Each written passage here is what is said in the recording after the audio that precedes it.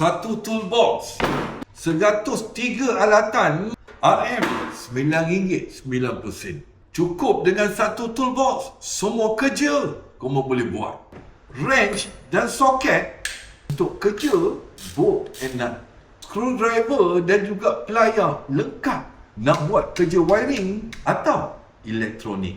Atau kalau nak buat kerja piping, lengkap spanner, semua saiz ada. Yang boleh laras ataupun yang fix. Bukan barang biasa-biasa, chrome vanadium untuk material dia.